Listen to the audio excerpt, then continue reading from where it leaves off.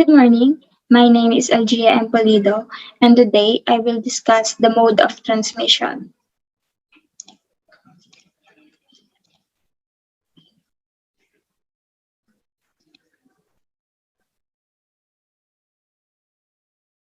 The mode of transmission. We have two classifications of transmission. We have direct transmission and indirect transmission. Under direct transmission, we have direct contact and droplet spread.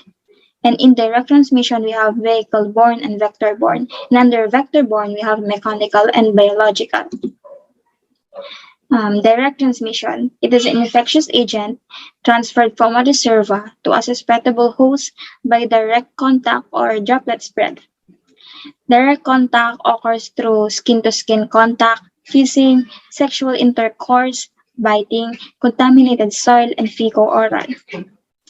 Direct contact also refers to a contact with soil or vegetation harboring infectious organism. Contact transmission. It is the most common mode of transmission. It refers from a person-to-person contact. It occurs through skin-to-skin contact, kissing, sexual intercourse, biting, contaminated soil, and fecal-oral. Droplet transmission. It is a large particles, short-range aerosols produced by sneezing, coughing, and even talking. Indirect transmission.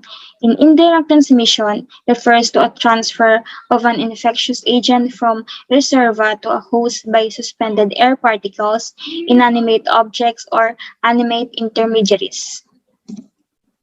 Types of indirect transmission. We have the vehicle-borne and vector-borne.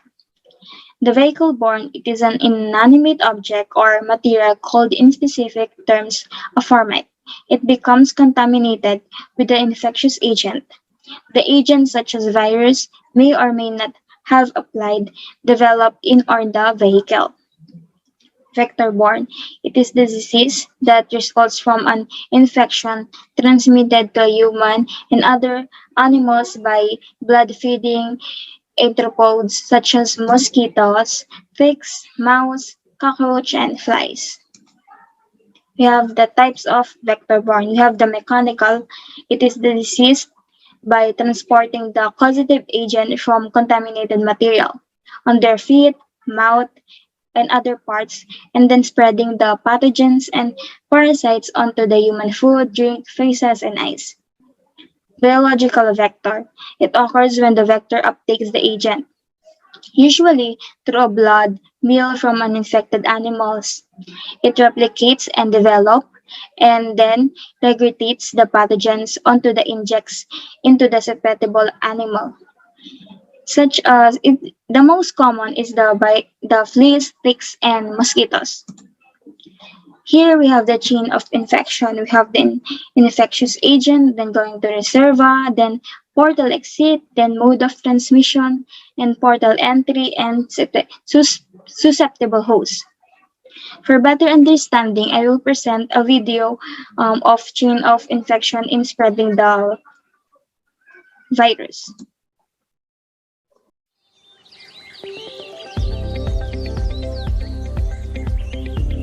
Germs are everywhere. They live on surfaces like tables, door handles, light switches, on your mobile phone, on jewelry, on your skin, and even inside your body. Many of them aren't harmful to us. In fact, there are numerous types that work in harmony with our body to keep us healthy. Of course, some germs are harmful and can make us ill. If they gain entry into the body, such as through a cut in the skin, breathed in through the lungs, or if you eat something without washing your hands, they can cause an infection. Germs can spread very easily, and our hands are particularly good at picking them up and spreading them from and to things that we touch, which increases the risk of them spreading to people.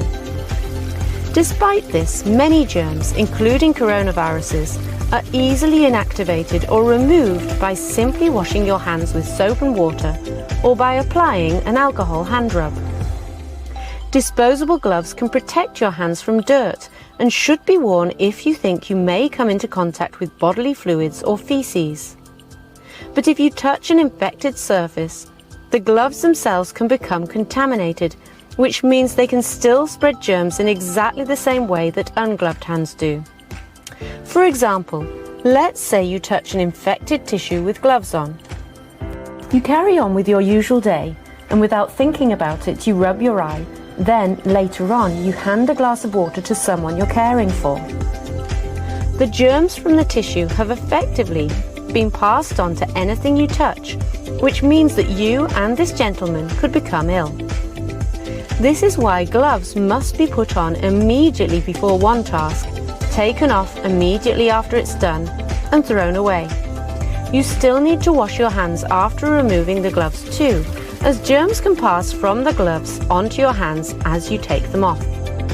Like many other germs, the coronavirus is mostly spread by droplets, which are breathed out from the lungs and can directly enter another person's mouth, nose, or eyes, allowing it to enter the body. As we've seen, if the infected droplets find their way onto surfaces, such as if an infected person blows their nose, then touches a door handle, the virus can then survive there, meaning someone else could become infected if they touch it too. This is why it's so important to follow appropriate procedures for cleaning surfaces, to wash your hands properly and often, particularly before and after contact with people you're caring for, to follow current advice on PPE, such as when to wear eye protection, disposable aprons or gloves, and to wear a surgical mask appropriate for the situation you're working in. These measures can prevent the coronavirus and many other harmful germs from spreading.